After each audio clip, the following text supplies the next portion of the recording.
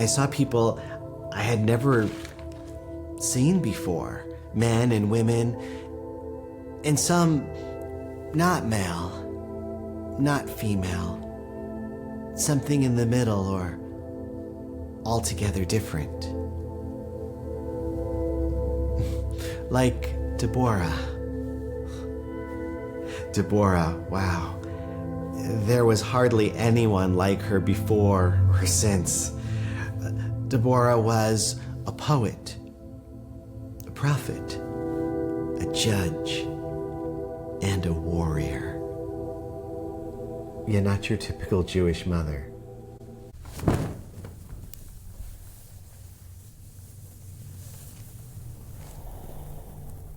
I am Deborah.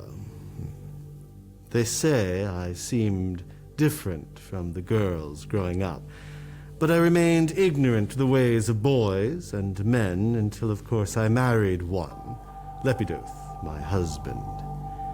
Then I set about to discover the difference between these men and me.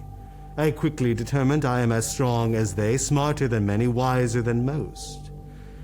I looked further into the matter to unearth the difference between these men and me, and I discovered these men have one thing that I do not. One little thing. I reasoned, surely I have resources. I could fashion for myself my own little thing. But, being greedy, I thought, why not have one big thing?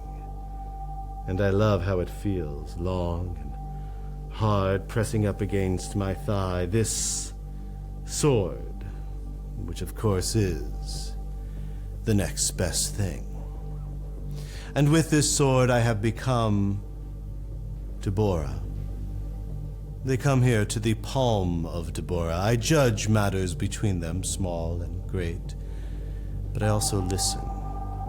I listen to the rumblings of our enemies, for there are many on all sides that trouble us.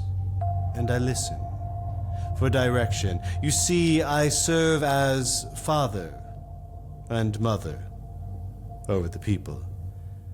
After a season of listening, I summoned to my side my trusted General Barak.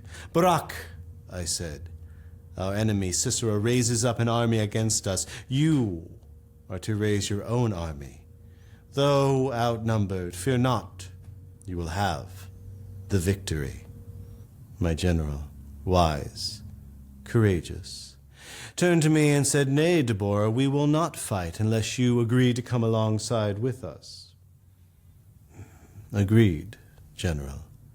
I will join you and your men. You will have victory, but know that since you ask this of me, the glory will go to a woman.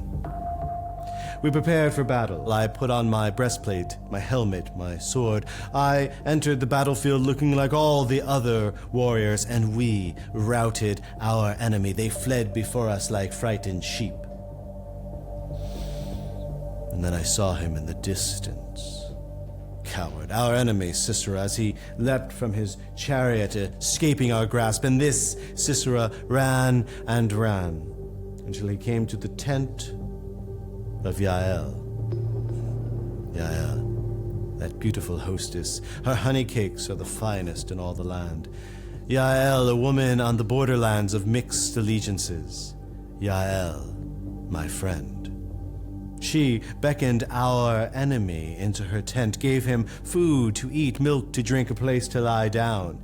He begged her for a blanket under which he can conceal himself, and there he fell into a dead sleep. Jael, that beautiful hostess, graceful as a willow, mighty as a cedar of Lebanon. She, too, like me, had her own little thing. A sharpened tent peg. And with that tent peg, she quietly stole up next to our sleeping enemy, not forgetting all the ways he had troubled our women. And she placed the point of the peg at his temple and bashed it through his skull. so that when my general came by with his troops, she beckoned them into her tents, and there he saw our enemy slain. He came and reported all to me.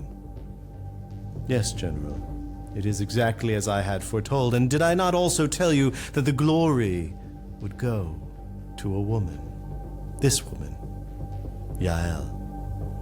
Oh, you thought that I spoke of myself? No.